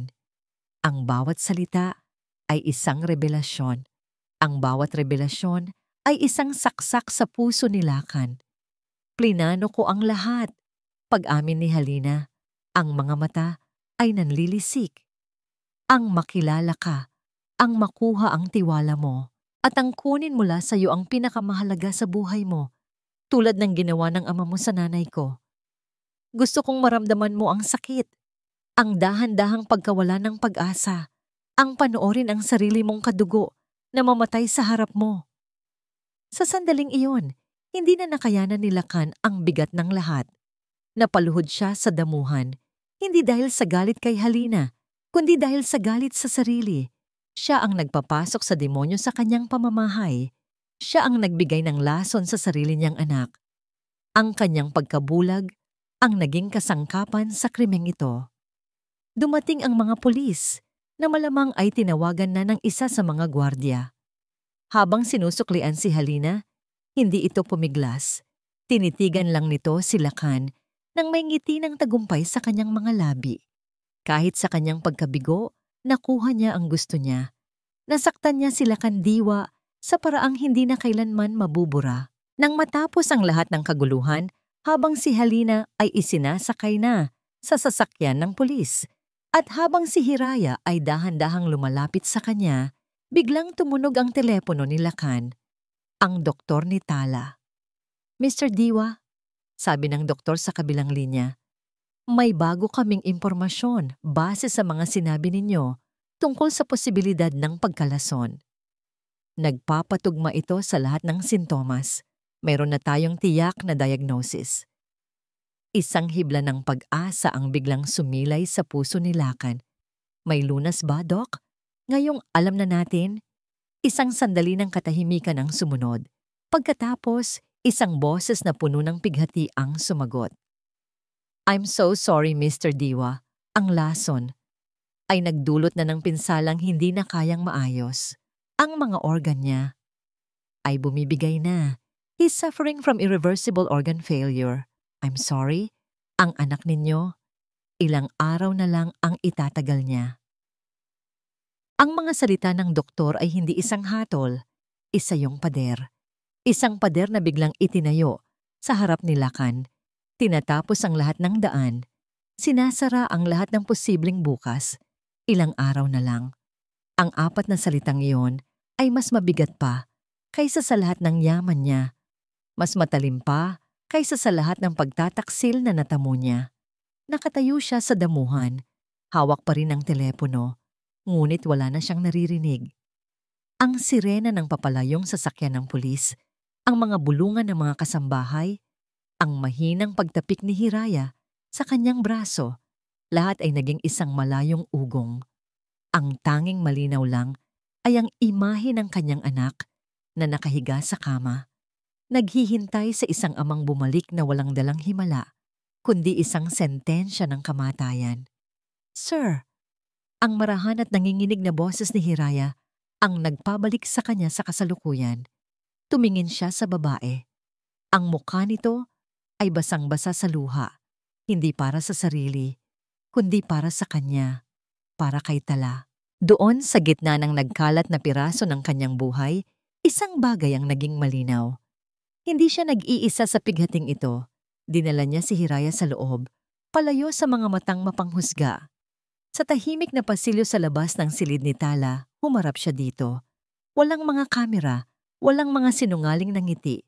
Sila lang dalawa at ang bigat ng katotohanang kanilang pinapasan. Hiraya, panimula niya, ang kanyang boses ay basag at puno ng isang sakit na hindi niya mailarawan. Patawarin mo ako. Hindi ito isang simpleng sorry. Ito ay isang pag-amin, isang pagsusuko. Patawarin mo ako dahil hindi ako naniwala. Patawarin mo ako dahil hinayaan kong bulagin ako ng kasinungalingan. Patawarin mo ako dahil sa pagkabulag ko. Ang anak ko ang magbabayad. Napahagulgol siya. Isang tunog na hindi niya inilamoa kahit kailan sa harap ng ibang tao. Ang tunog ng isang amang tuluyang nasira. Hindi nagsalita si Hiraya. Sa halip, ginawa nito ang isang bagay na hindi niya inaasahan. Marahan nitong hinawakan ng kanyang kamay. Ang init ng palad nito ay tila nagbigay ng kaunting ginhawa sa malamig niyang balat. Wala po kayong kasalanan, sir. Mahinang sabi nito. Pareho po tayong biktima. Pareho po tayong nilinlang. Inangat nito ang kanyang tingin. Ang mga mata ay puno ng isang pag-unawang hindi niya nahanap sa kahit kanino. Ang mahalaga po ngayon ay hindi ang nakaraan. Ang mahalaga po ay ang mga natitirang araw ni Tala. Gawin po nating pinakamasaya ang mga araw na yon. Ang mga salitang yon ang gumising sa kanya. Tama si Hiraya. Wala nang puwang ang pagsisisi. Ang bawat segundong sasayangin niya sa pagluluksa ay isang segundong ninanakaw niya mula sa kanyang anak. Pinunasan niya ang kanyang mga luha. Tumango siya. Mula sa sandaling iyon, sila ay naging kakampi. 2 taong pinag-isa ng isang trahedya at ng isang nag-iisang layunin. Ang paligayahin ng isang munting bituin bago ito tuluyang maglaho. Pumasok sila sa silid. Nakadilat si Tala. Tila hinihintay sila. May isang maliit na ngiti sa mga labi nito nang makita sila. Papa, Ate Hiraya, sabay kayong dumating. Masayang sabi nito. Ang boses ay kasing hina ng isang bulong. Sa ibabaw ng kanyang kumot, may isang papel na lukot-lukot. May mga drawing ng Crayola. My wish list. Ang nakasulat sa hindi perpektong sulat bata. Ano ito, my star? Tanong ni Lakan habang umuupo sa tabi nito at inabot ang listahan. Mga gusto ko pong gawin. Bago po ako tuluyang maging star sa langit. Inosenteng sagot ng bata. Bawat salita ay isang karayom sa puso ni Lakan, ngunit pinilit niyang ngumiti. Sige anak, tutuparin natin lahat ng yan. At sinimulan nila. Ang unang hiling, mag-camping sa sala. Nang gabing iyon, ang malawak at eleganteng sala ng Valle de Sinag ay naging isang campsite. Nagtayo sila ng isang malaking tent gamit ang mga puting kumot at mga upuan. Sa halip na bituin, isinabit nila ang daan-daang maliliit na fairy lights sa kisame. Dinala nila ang kama ni Tala sa gitna ng tent at doon, habang ang mahinang tunog ng heart monitor ay nagsisilbing tunog ng mga kuliglig, kinwentuhan ni Lakan ang kanyang anak ng mga istorya tungkol sa mga bayaning lumilipad. Pinanood sila ni Hiraya, naghahain ng mainit na tsokolate, at sa isang saglit, ang mansyon na puno ng kasinungalingan ay naging isang tahanan. Ang pangalawang hiling, kumain ng ice cream for breakfast. Kinabukasan, walang sopas o tinapay. 3 malalaking bowl ng Rocky Road ice cream ang kanilang almusal. Nagsubuan silang 3, tumatawa sa tuwing may matutunaw na ice cream sa kanilang mga mukha. Ang halakhak ni Tala ay mahina, ngunit para sa pandinig ni Lakan, ito ang pinakamagandang musika sa buong mundo. Isang musika na alam niyang hindi na niya maririnig pang muli. Ang pangatlong hiling, mapanood ang pagsikat ng araw sa beach. Dahil hindi na nila kayang ibiyahe si Tala, dinala nila ang beach sa kanyang silid. Ginamit nila ang pinakamalaking high-definition na screen sa bahay at ipinalabas ang isang 4K video ng pagsikat ng araw sa isang tahimik na dalampasigan sa Palawan. Pinatay nila ang lahat ng ilaw. Ang tanging liwanag ay ang kulay kahel at lila mula sa screen. Ang tanging tunog ay ang alon na humahampas sa dalampasigan. Magkakatabing nakaupo silang tatlo sa kama, nakabalot sa iisang kumot, tahimik na pinapanood ang isang bagong araw na sumisikat, isang araw na alam nilang mas malapit na sa katapusan. Isang hapon, habang nagpapahinga si Lakan sa silyon, naabutan niyang magkausap si Hiraya at si Tala. Mahina na ang boses ng bata, halos bulong na lang, kaya't kailangang ilapit ni Hiraya ang kanyang tainga para marinig ito. Ate Hiraya, bulong ni Tala. Dahan-dahan nitong inilapat ang munti at nangangayayat nitong palad sa umbok ng tiyan ni Hiraya. Sana po baby girl yan. Ngumiti si Hiraya, isang ngiting may kahalong lungkot. Bakit mo naman gusto, Aber? Para po, huminto ang bata, huminga ng malalim. Para po may mag-aalaga kay Papa pag naging star na po ako. At para po may kalaro siya, para po may little sister ako. Sa mga salitang iyon, hindi na napigilan ni Hiraya ang kanyang mga luha. Tumulo ang mga ito nang walang tunog, bumabagsak sa kumot ni Tala. Mula sa kanyang kinauupuan, naramdaman ni Lakan ang bawat patak na yon na parang mga baga sa kanyang puso. Ang hiling ni Tala, sa kanyang inosensya, ay nagdudugtong sa kanilang dalawa, si Lakan at si Hiraya, sa isang paraan na hindi nila kailanman inakala. Ang huling araw ay dumating nang hindi nila namamalayan. Walang dramatikong paglala. Isang tahimik na paghina lamang. Ang tunog ng heart monitor ay mas naging mabagal. Ang paghinga ni Tala ay mas naging mababaw. Walang umalis sa silid. Si Lakan ay nakaupo sa gilid ng kama, hawak ang isang kamay ng anak. Si Hiraya naman ay nasa kabilang gilid, mahigpit na hawak ang isa pa. Ang kanyang tiyan ay dahan-dahang gumagalaw sa paghinga ng sanggol sa loob. Ang tatlong nilalang na iyon, sa loob ng isang silid na nababalot ng katahimikan at pagmamahal. Dahan-dahan, binuksan ni Tala ang kanyang mga mata. Tumingin ito sa kanyang papa at pagkatapos ay kay Ate Hiraya. May isang mahinang ngiti ang sumilay sa kanyang mga labi, isang ngiting kasing liwanag ng isang bituin. Mahal ko po. Kayong dalawa, bulong nito. Ang boses ay halos hindi na marinig. At sa mga salitang iyon, pumikit ang mga mata ni Tala. Ang hininga niya ay tuluyang huminto. Ang tunog ng heart monitor ay naging isang mahaba at tuloy-tuloy na tunog, isang patay na linya. Niyakap ni Lakan ang katawan ng kanyang anak, ang kanyang hagulgol ay walang tunog. Tanging ang pagyanig ng kanyang balikat ang nagpapakita ng labis na pighati. Niyakap naman ni Hiraya si Lakan, at sa isang sandali, ang dalawang kaluluwang sinaktan ay naghahanap ng kapanatagan sa isa't isa, pinagdugtong ng isang nawalang bituin. Hindi iyon ang katapusan, iyon ang simula. Ang simula ng isang bagong pag-asa na isinilang mula sa abo ng isang nawasak na pag-ibig at ng isang pagmamahal na lumampas sa sarili. Isang taon na ang lumipas. Ang bawat araw ay isang paglalakbay sa gitna ng desyerto, mabigat, mainit at puno ng pagkalito. Ngunit sa paglipas ng mga buwan, ang desyerto ay dahan-dahang naging isang hardin na itinanim mula sa abo ng pighati at diniligan ng pag-asa. Nakatayo sila kandiwa sa isang malaking stage sa harap ng daan-daang tao. Ang mga ilaw ay nakatutok sa kanya. Ang mga kamera ay kumikislap. Ngunit ang kanyang tingin ay nakatuon sa isang babae. Sa unahan ng audience, si Hiraya. Sa kanyang bisig, mahimbing na natutulog ang isang sanggol. Ang kanilang anak, si Lakan Jr., 1 taon na po ang nakalipas mula nang kami ay yumanig. Panimula ni Lakan, ang kanyang boses ay malakas at malinaw, puno ng emosyon ngunit kontrolado. 1 taon mula nang mawala ang aming tala.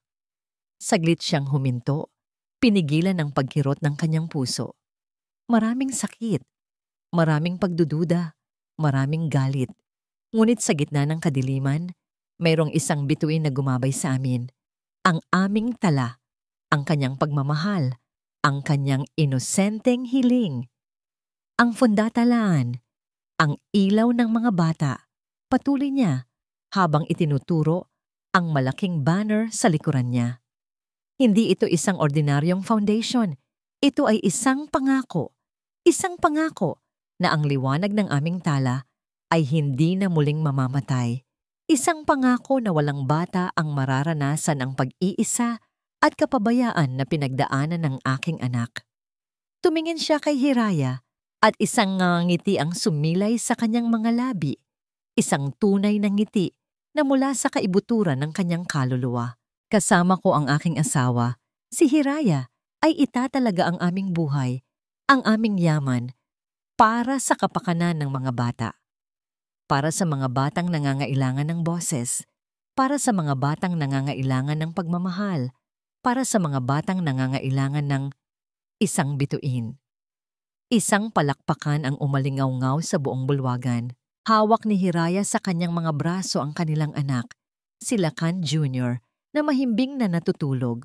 Ang munting bata ay tila isang anghel, isang patunay na mula sa pinakamatinding sakit ay maaaring sumibol ang pinakamalaking pag-asa. Pinanood niya si Lakan sa stage. Ang lalaking minsang nabalot ng pighati at pagkabulag ay ngayoy isang ilaw para sa iba. Ang kanyang boses ay puno ng lakas, ang kanyang mga mata ay puno ng layunin. Naalala niya ang kanilang pagtatagpo, ang araw na siya ay itinapon palabas ng mansyon, basang-basa, ng ulan at luha. Ang panahong iyon ay tila napakalayo na. Ang sakit ay naroon pa rin. Isang peklat na magpapaala sa kanila ng kanilang pinagdaanan. Ngunit hindi na ito ang bumabalot sa kanila. Napalitan na ito ng pagmamahal, ng paghilom. Matapos ang programa, nagtipon sila sa isang pribadong silid. Nandoon din si Mang Mateo na ngayon ay isa na sa mga pinagkakatiwalaang miyembro ng fundatalaan. "Napakagaling ninyo, sir," sabi ni Mang Mateo kay Lakan. "Hindi ko ito magagawa kung wala kayong lahat," sagot ni Lakan habang niyayakap si Mang Mateo. Lumapit si Lakan kay Hiraya. Marahan itong hinagkan ang noo niya at pagkatapos ay ang ulo ng kanilang anak. Nakangiti si Tala ngayon, bulong ni Lakan. Lumabas sila sa bulwagan at ang gabi ay nababalot ng libo-libong bituin. Tumigil sila sa isang tahimik na sulok ng hardin, palayo sa ingay ng kaganapan. Magkahawak ang kanilang mga kamay, nakatingala sa kalangitan. "Nakikita mo ba, mahal?" sabi ni Lakan, habang itinuturo ang pinakamaliwanag na bituin sa kalawakan.